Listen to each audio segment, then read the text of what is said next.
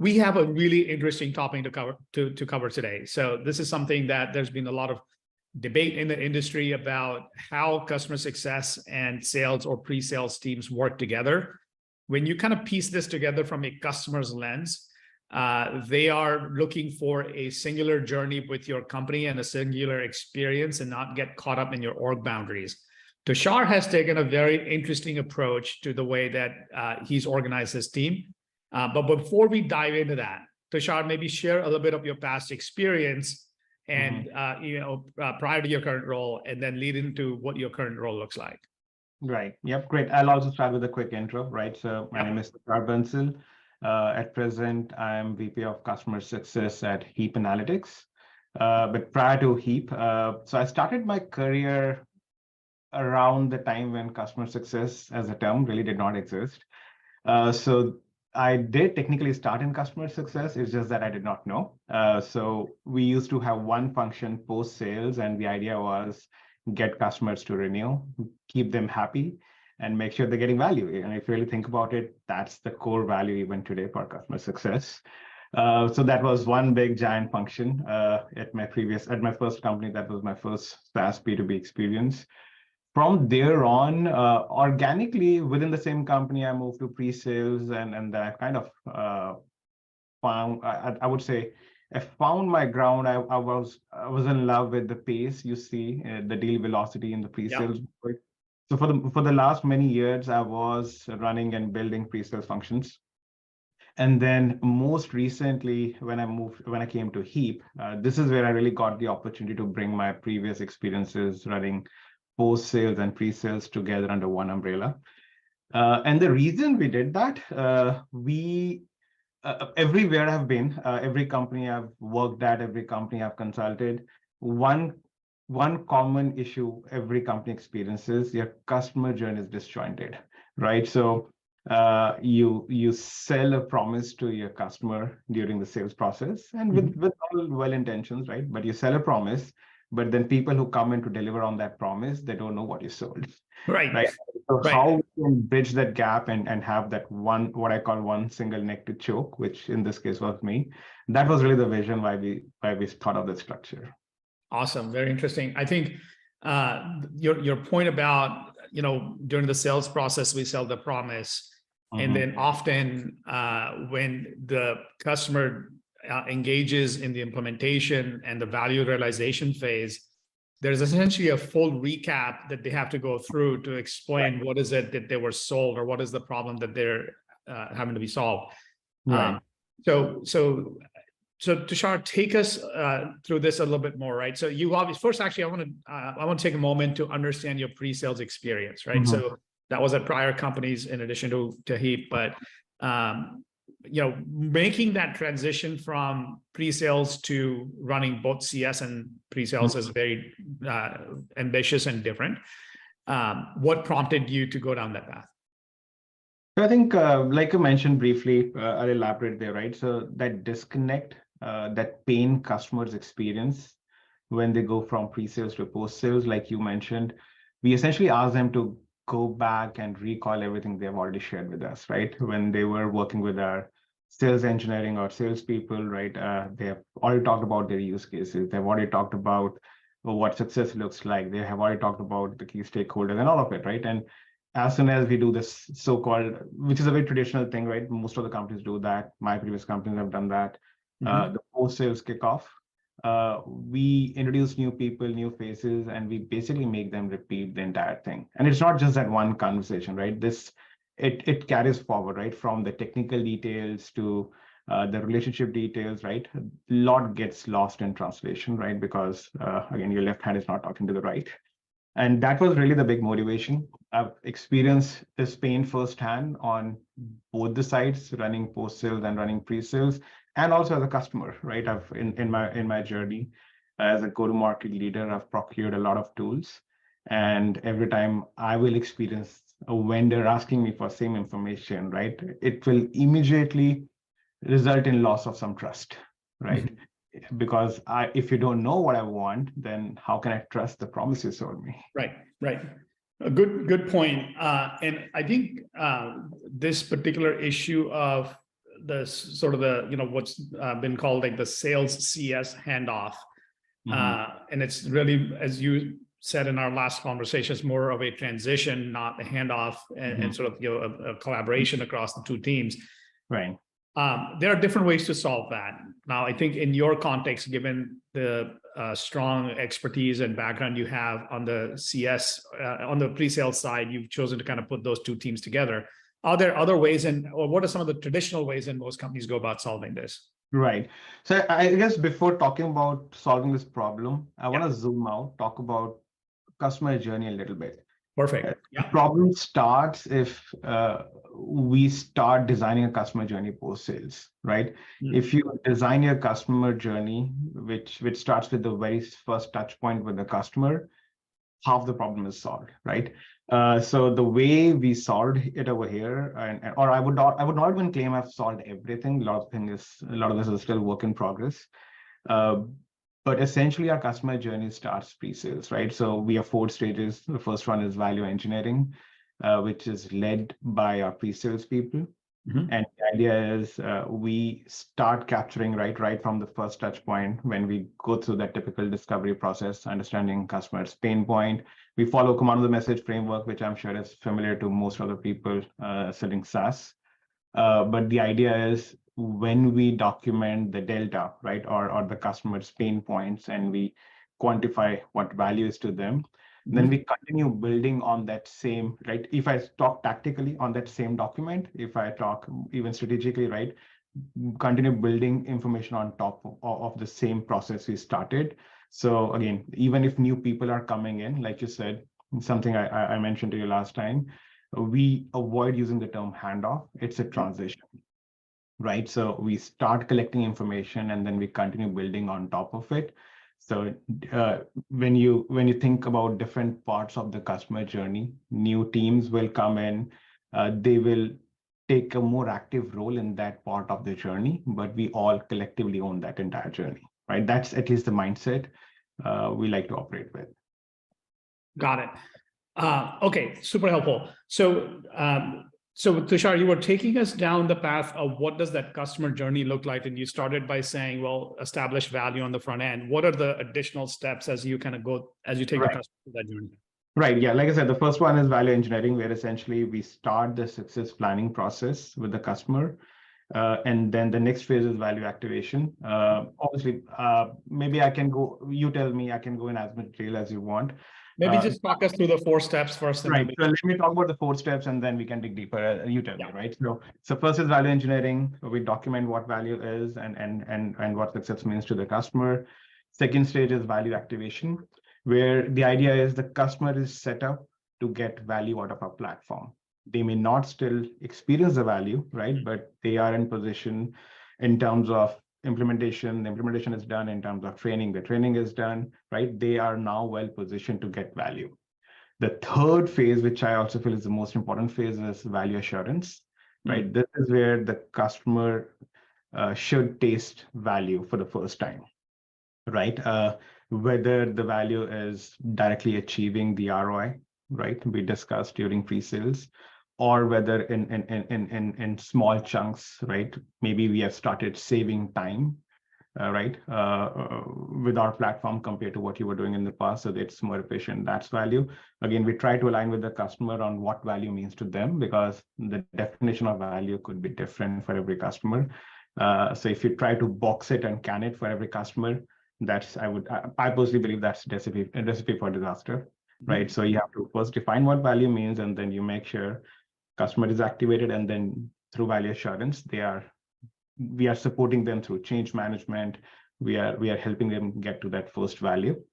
And then I would say last, or I would say the ongoing stage is value realization, right? Where we continuously work with the customer to make sure we identify, we celebrate the value we have realized so far.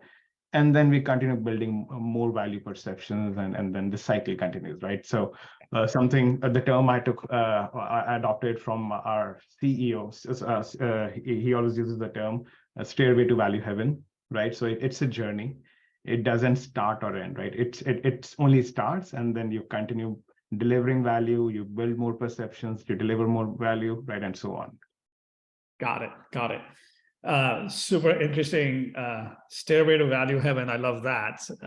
Takes me back a long time to some of the music we like. Okay. Right. So let's talk about let's talk about this Stairway to Value Heaven. There are multiple steps along the way. You just outlined 4 of those steps. And there's obviously a clear collaboration required in the early stage from pre-sales to the later stage and post-sales. How do you manage that from a process standpoint internally? Right now, obviously, like in your case, for those of you who are just joining us, we're meeting with Tushar Bansal today. He works at Heap Analytics, and he has this unique org structure that he's helped design and pull together, where the pre-sales team and the CS team both report into him. And so we're digging into that a little bit. Please jump in and ask your questions as we kind of go through this. I am curious to know if this sort of a sales structure exists in any of the other organizations that are represented on the call today. So if you don't mind sharing that on the chat session, that'd be great. But Tushar, coming back to you, how do you manage sort of the process of collaboration between both teams? Right. So I think the first piece, the most critical piece, right, when you're designing any process is having clear accountability. So for everything we do, we define the DC matrix, right? So who's the driver, who's accountable, and who is contributing and who should be informed. And this is my personal belief. If there is no DC, nothing gets done, right? Whether it's an initiative, whether it's a project, right? Or you're talking about a customer account. So coming back to the process, we have introduced a step called deal readiness, which is as early as before the customer makes a vendor of choice, right? Or in short, before we close the deal, we have this deal readiness, which is again a touch point between the post-sales and pre-sales, where we look at all the so we look at 3 things, right? The technical information, the relationship information, and the business context. And the idea is we have clear understanding and we can validate technically what customer wants is what we can deliver, right? In terms of business context, we have outlined what are the core use cases and how customer wants to measure value. And also most important, we are managing the right expectations, right? Both in terms of what resources and help customers need to provide, or in other words, what I call how they will participate in their own rescue, right? So we must make sure customers are committed to their own rescue. And then, of course, the dynamics around relationships and accounts and opportunity in the future. So we go through all of those details and make sure during deal readiness, we are confident that when we onboard the customer, we will make them successful. And again, I will not claim we do this successfully for 100% of the deals. That's my vision. That's ideal. But as much as possible for all important or key deals, we try to make sure we have this deal readiness checkpoint. If it was for me, to be very honest, if I can convince my sales leadership, it would be almost a gate, right? If you cannot get through this gate, you cannot move forward, but that doesn't happen all the time. So Tushar, Adriana raises a good point on the chat channel, which is defining the scope of the project or the initiative is usually and setting expectations and then communicating that over from sales to the CX team is pretty challenging. I'm curious, like you mentioned pre-sales and CS, but then there's also the sales organization that's closing the commercial terms, et cetera. So it's not just a straight handoff. There is a process you have to go through to close commercial terms. Can you talk a little bit about that? Like how do you guys sort of work around that in process standpoint?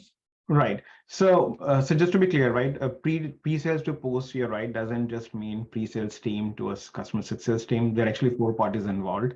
There is sales, there is pre-sales, there is customer success, and there is professional services or the onboarding team, right? And you're right, Adriana, absolutely. I think when it comes to scoping, making sure we have taken time to engage with the customer around scoping and understanding both from product standpoint, what is the right scope from them, as well as from services standpoint, what is the right scope. I think that is very critical.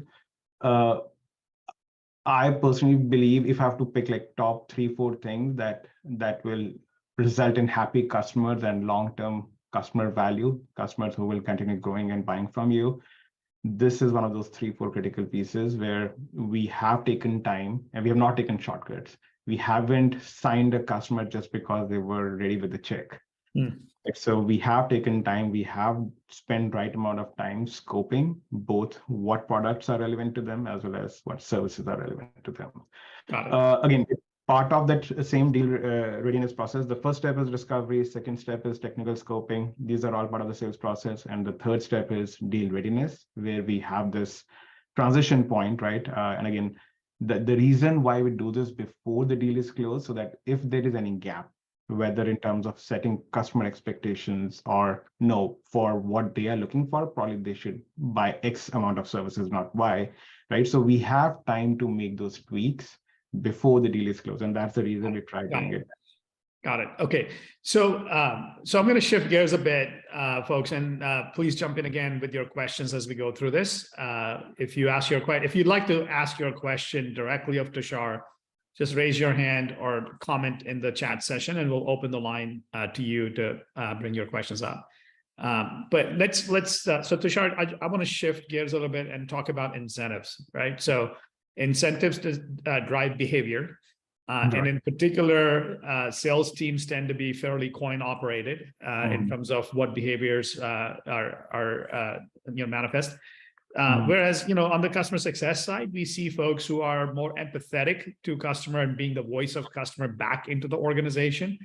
How do you align incentives across those two parts of your areas of responsibility? Right. So I'll zoom out a little bit. I think this process starts from hiring.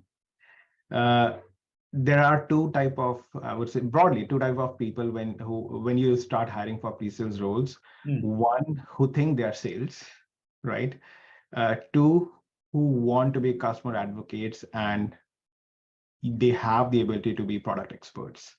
Right. So I emphasize a lot, right? And this is a misconception, right? Even when I was leading pre-sales teams, right? Someone in my friends and family will tell, "Oh, you are part of sales." Like, no, I'm not sales. I'm someone who keeps sales grounded, right? So I think it starts from the very beginning, right? What DNA you're building on the team, and people who lead with empathy, who think about long-term customer value. If you're hiring that DNA, half the job is done, right? But obviously now going to Great point. Start with who you hire. I love it. Exactly. Yeah. Everything starts with who you hire. And the people make the organization, right? Yeah. So anyways, coming to your more direct question around incentive plan, my ideal incentive plan is where there is accountability for customer success. So within 1 year, if there is any kind of scope creep or any kind of misset expectations or technical validation, incentive plan should hold pre-sales accountable to that. Right now, I would not claim I have successfully implemented my ideal plan here.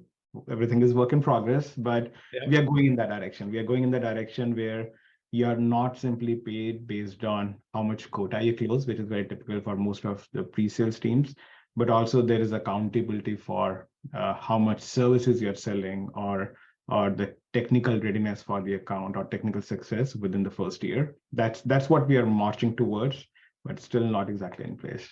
Got it. Okay. Are there any other questions from the audience around incentives? Now would be a great time to jump in. And I'm going to ask one other question on incentives before we move off of this. So in the pre-sales world, typically the focus is on, from an incentive standpoint, typically the focus is on the number of accounts that you're supporting from a pre-sales standpoint.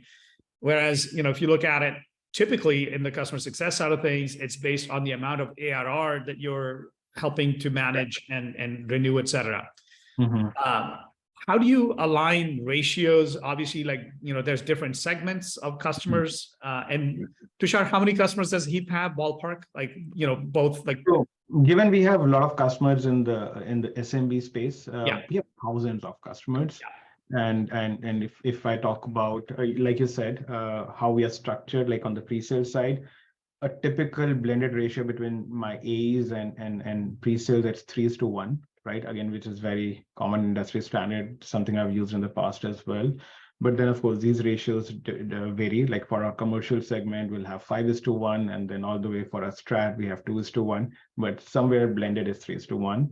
And yeah, like you said, this is more easy, more straightforward, I would say, for pre-sales functions, because generally most of the AEs will carry a similar amount of quota, and supporting them, depending on the segment, right? You can map out pre-sales. For customer success, it gets a little bit more challenging because end of the day, every company is different, every product is different. If your overall ticket size, your ARR is smaller, right? That doesn't mean you can just multiply the number of accounts to get to that ARR amount. Yeah. Because end of the day, you have to map backwards the activity, right? Yeah. So what do we expect our commercial CSMs to do versus our strat CSMs to do? And to get to those outcomes, what activities we expect them to support, and then working backwards, you come up with the math. Like in our case, when we work backwards, in our strat segment, we support anywhere between 12 to 16 accounts. And then all the way in our commercial, sometimes we end up supporting 50 to 60 accounts, right? So, but again, the level of activity, the level of engagement, that obviously varies by segment. Got it. Got it. Makes sense. So Suraj is asking a question in the Q&A session along the lines of what we just, I believe, what we're covering here. But let me just go in there. By the way, if you are asking questions, please drop them in the chat session. We're not monitoring the Q&A session directly itself. And so the question he's asking is, how do you, like, on the price negotiations and contracts, does the customer success team get involved in any way, or does that still continue to be handled by the sales team? So we don't directly get involved on the CS side, especially when it comes to pricing and contracts, but we do inspect as part of deal readiness if the customer is buying the right level of services and support for the software they've purchased, right? So that's definitely something we do validate. But as far as the actual ARR or what kind of discounting, that is not something we typically handle for a new customer. Of course, if it is an existing customer renewing or growing with us, then CS will have more direct involvement. Got it. Got it.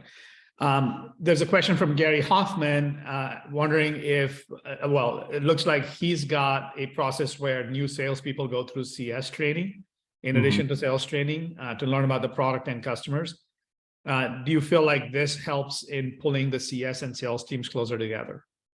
Yeah, 100%. I think two things that help the most. One, making sure the two teams are connected through a common thread, or what I call connecting tissue.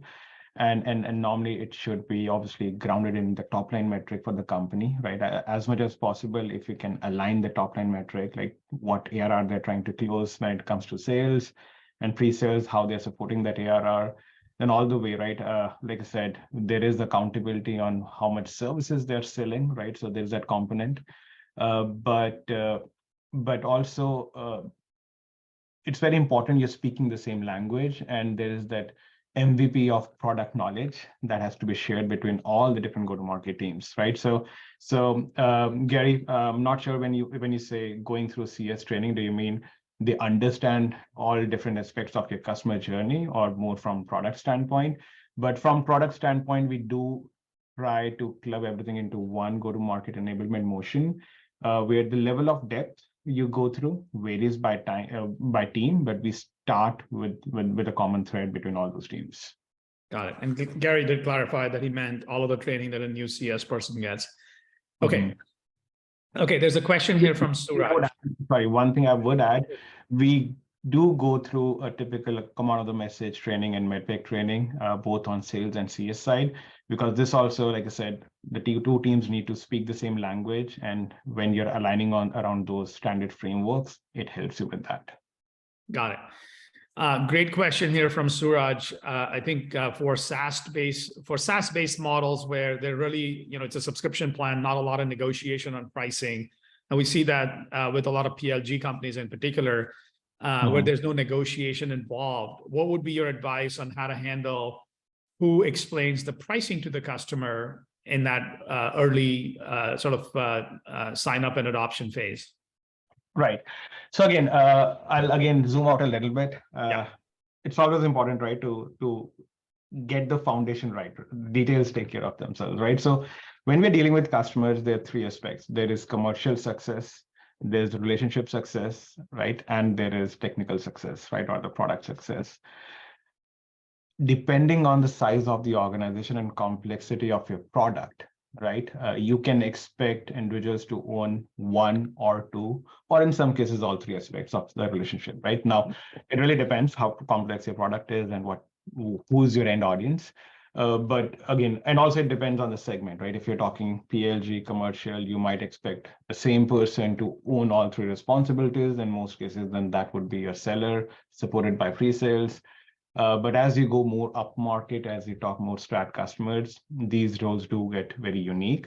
Personally, I believe people who handle the commercial success should be different from long-term relationship success. Again, they go hand in hand, but they're still different. And so for that reason, we try the commercial or negotiation pricing responsibility either lies with sales, or in case of flat renewals or any kind of contraction, we bring in renewal managers, which are strictly focused just on pricing and negotiation. We try to keep our CS motions separate from those negotiation conversations. Great point, and makes a lot of sense in the way that you just described it. Okay, so I want to shift the conversation again, folks, from we've been talking about the alignment between CS and sales, and also incentives and so on, and process and so on. Let's talk about data. What kind of data infrastructure, what kind of tooling have you put in place? And before we do that, maybe take a moment to explain what Heap does. Not everybody may not be familiar, but you are a data analytics company focused on a very specific set of problems. So maybe just share the origin story and what Heap does with the audience, and then we can get into the question. Right, totally. So yeah, Heap is a digital insights platform. We help our customers understand and improve their customers' digital journeys. And that, of course, helps with better customer conversion and retention, right? So when we started more focused on product analytics, which is think about any traffic visiting your digital properties, whether your website or mobile, understanding the user behavior and how you can use that feedback to optimize and tweak your product so that it's a better experience for your customers. But over the time, we have added session replay capabilities. We are in process of adding voice of customer. So we are now, I would like to claim, the only complete insights platform out there. Yeah, I think well said, Tushar, in terms of what you guys do. And for those of you new to Heap and Immersa, we actually take a lot of the product usage data from technology like Heap and combine that with CRM data, and then create signals for the CS teams and sales teams on which accounts to focus on, depending on whether you're trying to drive improve conversion or avoid churn or drive growth in the account. So anyway, back to the question that we covered earlier, which is what tools and what data infrastructure is important to enable that collaboration? Well, first of all, to enable your teams, Right. CS teams, different tools than sales teams or pre-sales. Right. And then, of course, what kind of collaboration between those tools to make sure that the right information is flowing from one team to the next. Right. So every team has basically their flagship product or tool that they use as a system of record. Like obviously, like I would say, 90% companies on earth use Salesforce as their system of records on the sales side. That is Suraj's question as well about Salesforce, if you want to take a quick look at that. But the question he's asking is, do you feel there should be a need for a common tool between sales and CS? But let's park that thought, because we actually have interestingly, Suraj, within Immersa, we've had that debate a lot. I'm happy to share my perspective, but I want to first get what your current infrastructure looks like, and then we can have a discussion. Right, and probably I can touch upon this, right, when I talk about the current infrastructure. So like I said, Salesforce, straightforward. For the customer success team, we use Catalyst. That's our system of record. And then for professional services, we use I'm forgetting the name. It's Financial Force, I think. That's the Okay. tool we use, and then it's a PSA tool, right? So any PSA tool. And then for pre-sales team, we use Vivun. I think this is also something new, right? So not a lot of pre-sales dedicated tools out there. Vivun is one of them. But now it Could depends. you Right? express that name again? I'm not sure we all caught it. It's Vivun, Vivun, Okay, gotcha.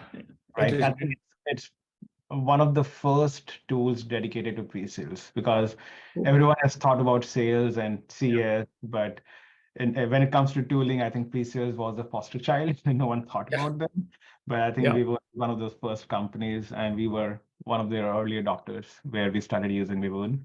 Now, it'll be great if you can find a tool that can seamlessly connect the dots between sales and CS. To my knowledge, I've struggled so far. When you look at tools built for sales, they're mostly built around opportunities. You look at tools built for CS, mostly built around obviously account management, right? But I think as long these tools can talk to each other, as long as these tools have good integration, data can flow two-way, you can still achieve the outcomes you need to achieve. Like in our case, right, when we start the sales process, the initial discovery, or when we follow the MEDPIC, command of the message process, understanding the customer requirements, we capture a lot of that in Salesforce. But then over time, but we have two-way integration between Catalyst and our PSA tool and Salesforce, right? So we are seamlessly able to capture the notes, all those details without making anyone either redo or copy it all over again, right? So there is good two-way integration between those two tools. But yeah, I do agree. I do feel, at least to my knowledge, I've not seen any one tool which was designed keeping both the pre-sales or sales motions as well as customer success in mind. Great, great. And Suraj, your question is so pertinent because we have this sort of internal conversation all the time that as we work with clients, we see that there's multiple tools. Obviously, the sales teams are standardized on either Salesforce or HubSpot, and on the customer success side, there are a number of CS platforms that are out there, Catalyst included, of course. But the question is really, what we feel is that there needs to be a single repository for sales, for account and user information. So who's your customer and what access do they have? All of that needs to be in one place. And the challenge we have today is that there's legitimate reasons to have separate tools for CS teams and sales teams in most instances, but then there's a huge data syncing effort that happens between these different tools. And that makes it, that can lead to data integrity issues, that can lead to data quality issues over time if it's not managed well. So it then leads to the question, should there be one account and user source of truth? And can you develop and deliver a CS-facing and sales-facing application on top that serves both parties? And that is one of the debates we've had internally at Immersa. And our belief is eventually there should be one. And it's one of the things that we may choose to pursue, although that's not what we do today. Our focus is very much on enabling, bringing product usage data and enabling CS teams and sales teams to use that data. But as that grows, it's a pretty natural step forward for us, but not something that we currently do. I have a question for Suraj. Which company do you work for, and what CS and sales tool you use for yourself, if you don't mind sharing that? Okay. I'll just add one last comment on that thought. If I can find a sales tool where I can implement a customer journey so that I can track health and value realization for a customer, I'll go with that. Or if I can find a customer success tool which can also help me forecast my revenues. But so far, to my knowledge, I've not seen that. Got it. Makes sense. And Suraj, again, building on the question you just asked, so for PLG-based approach, do you think a CS tool suffice for the requirements? Again, I think it depends on, as there's not a lot of sales-related effort involved. I agree with that. I think the question is, which is the right platform for you? And there's a class of companies that have emerged in the last couple of years that focus on solving this issue specifically for PLG companies, where product data becomes a very important component of understanding what the user's actually doing in your product, and then based on that, triggering action. So if you're interested, hit me up offline. Happy to talk to you about what Immersa does, and we'll see whether that addresses some of the requirements you're bringing up. But great questions. Thanks for bringing this up. Okay, I'm gonna continue here and take it to close in the next few minutes. So if there are any final questions from the audience, please jump in. Suraj will be in touch, and thank you for sharing where you are. Okay, so I guess as far as kind of taking this to close, Tushar, we've covered all of the upsides of what it is like to manage both sides of the house. Can you share a little bit of what's the flip side of it? So I was afraid you would ask. What should anticipate as they're thinking about this? Right, like I said, I was afraid you would ask. Yeah. So this is my takeaway after doing this for a few years. End of the day, for successful sales motion, it's critical, and it is arguably the most critical thing. Your sales and your sales engineering or pre-sales, whatever you call them, they operate as one team, as one unit, right? They have their own pods, right? So same people are working with same people. And somewhere when you are not rolling into the CRO org, you're rolling into the CCO org, somewhere that does get compromised, right? So it's doable. You have to be thoughtful. I think we have, over the period of time, I think now we are striking a good balance. But in the initial few days, the struggle was, if you are attending my leadership meeting or my weekly conversations, right, or my QBRs, right, then you are not listening to when sales is talking about their deals during their QSRs, right? Or you don't have that one-to-one relationship at every level, right? Maybe you still have some AEs reporting or working with some pre-sales people, but what about the leaders, right? I strongly believe for sales and pre-sales at every level, there has to be a tight partnership, whether it's middle management all the way to your head of pre-sales and your CRO. Somewhere we thought that does get compromised when you roll into the customer success, because now you're more focused on end-to-end customer journey and customer delivery, which is very critical. But it starts with selling, right? And you cannot afford to compromise that part. The balance we have struck so far, our head of pre-sales almost have dotted lines into CRO, and the mandate is we have to prioritize everything sales when it comes to the day-to-day collaboration or any kind of enablement, right? All the way, even if we are running our QBRs and QSRs on the sales side in parallel, go attend QSRs. But it took us some time. It took us some time to tweak that. We did go through that struggle where, because of this reporting structure, sales and pre-sales were not like what I call hand in glove the way it should be. Got it. Very cool. I think, Tushar, what you've shared today really extends the view in the industry for how things can be managed. What I took away from this is there is no right or wrong answer. You have to look at it from the context of what's the right thing to do for the customers. You kind of talk about the 4 steps of the customer journey around, value engineering, activation, assurance, and realization. But then setting up the team from an organizational standpoint is one aspect of it, but what's the right data infrastructure? What's the right process infrastructure? How do you align incentives? There's lots of nuance to this conversation. Right. If folks have more questions for you that they'd like to discuss, what's the best way to reach you for a follow-on conversation? Right. So totally, I'll also drop my email in the chat, but then feel free to hit me up on LinkedIn. I would be very happy to engage further. Yeah, great. And maybe you can drop. I'll drop your LinkedIn into chat as well. So those are the two ways you can reach Tushar. And if you're reaching out for me, asim@immersa.co, or if you just look me up on LinkedIn, easy to find. But fantastic conversation. For those of you who are joining today, we're going to drop off now and encourage you to, we'll send you the video recording of this shortly. So you'll have it by end of day tomorrow. Please share it with your colleagues. Join us for the next conversation. If you'd like to be part of the conversation as a guest, feel free to nominate yourself. We're always looking to learn more about what kinds of questions are important to everybody here and extend the community. So thank you all for joining us today and for your time. And we look forward to seeing you for another exciting conversation next week. Have another exciting guest lined up. Go to our website under events, go ahead and register for our next sessions.